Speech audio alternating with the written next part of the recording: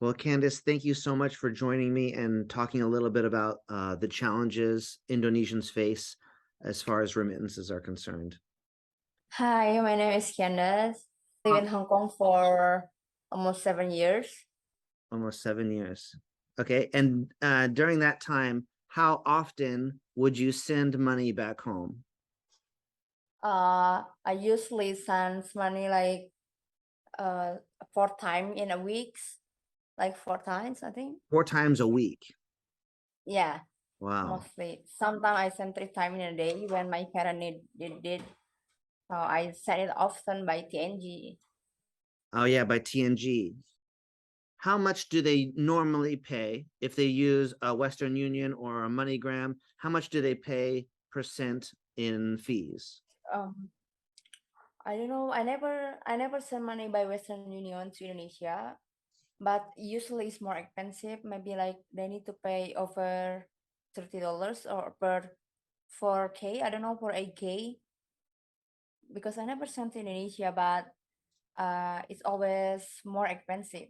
So usually many Indonesian they send it by another remittance like Indonesian remittance. This is more cheaper than Western Union, but I don't know. Never try it with Western Union. So do you need a bank though to use that service You mean TNG or Western Union? for TNG? Yes, we need local banks like the banks in Indonesia. For someone to receive it, they need to send it to local bank, to Mm. any bank in Indonesia. So what if they don't have a bank?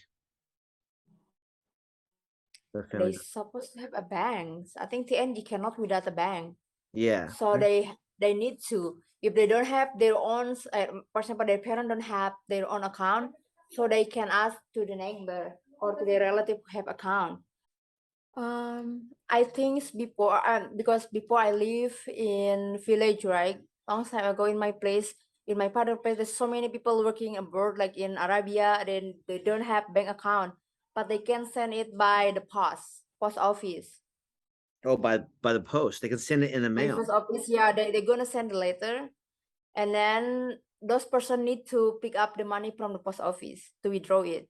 It's a letter from the post. They're gonna send a letter to the house, and as this person, they need to go to the post office just to bring that receipt and then to withdraw the money. Oh, so they don't actually put money in an envelope and send it in the mail. No, cannot. Oh, okay. How No, much, cannot. do you know how much fees that cost or what percent? Uh, I don't know. I never tried this before. I don't know. Okay, That's okay. when I was young. Yeah. So that's another option for people who don't have a bank, Mm. right? I know there's lots of problems with Western Union. Sometimes their transactions are very slow. Sometimes their fees can be quite high.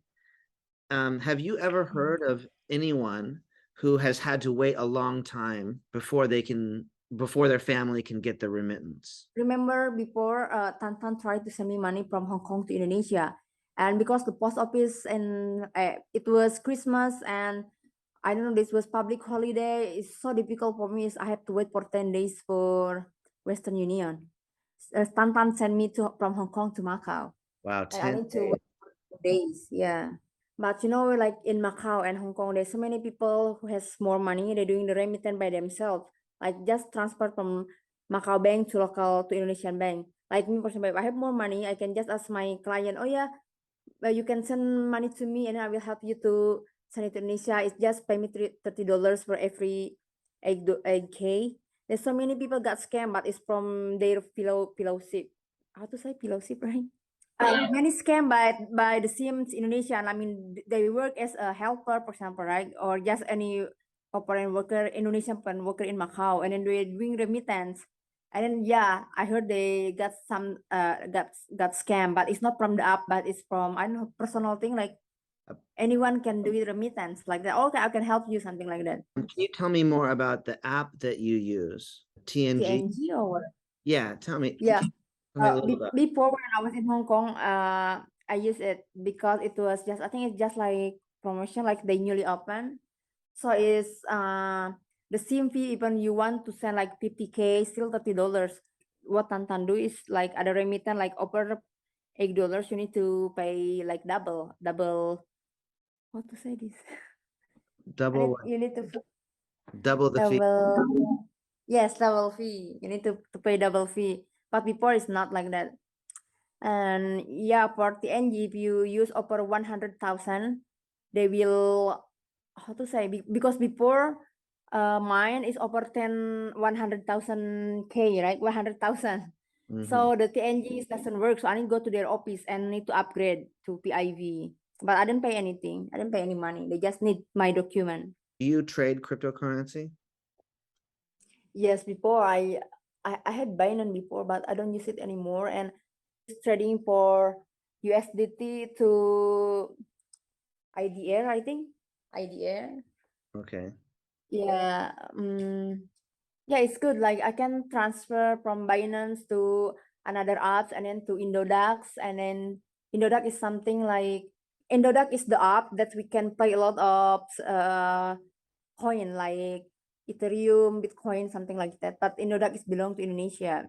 So yeah, I can transfer from if I want to deposit money to Binance, I need to go through from my bank account to Indodax first. So from Indodax, I can just transfer to Binance. Seem like when I want to withdraw money. For immigrants in Hong Kong, TNG is the best app to use and most popular for people who have a bank. Yes. What do you see the future going? I mean, like in the future, will there be help for people who don't have a bank? Will there be help for people who live in like villages who maybe they don't have Wi-Fi? If you live in Oh, a small village in Indonesia that's far away from big Jakarta or big cities and they don't have Wi-Fi, like what would be the future for them? What do you think could they do? um, I think they always have connection in everywhere in Indonesia, even they are poor. Like some places, seem like in my father place, near. I mean, I cannot use any SIM card, so the special SIM card to get the connection. But if I go somewhere, like I mean, maybe to my neighbor place, I still can get the connection. And now in my place, they have like I told you, we famous with the Uber taxi, right? In the apps like Grab is made in Singapore, and we very popular here in Indonesia. They provide us like some option to withdraw and deposit money, and everyone can use it. Like even like the old men, sometimes they can use it. Like some of my client, they are poor, right? They don't have cash, like they don't have m banking, but sometimes they ask me to transfer by that's up, not apps, yeah, it's something like that's up. Line or Grab? We call it was, yeah, something like, well, the mean is Uber taxi, but the app name is Grab. Is made by Singapore, but it's very popular in Indonesia. Yeah. They have like some company in Indonesia, they join with that apps with that company, and then they provide some money transaction like OVO. Like everyone can use it, even the poor people, they use that kind of apps. So they free charge. Candice, for domestic helpers in Hong Kong, when they get paid money from their family, from their employer, from their boss, is it in cash or can they send it to a bank account? It's depend to their boss. Some of them, most of them, they pay by cash, but many of them, so they paid by transfer by the bank.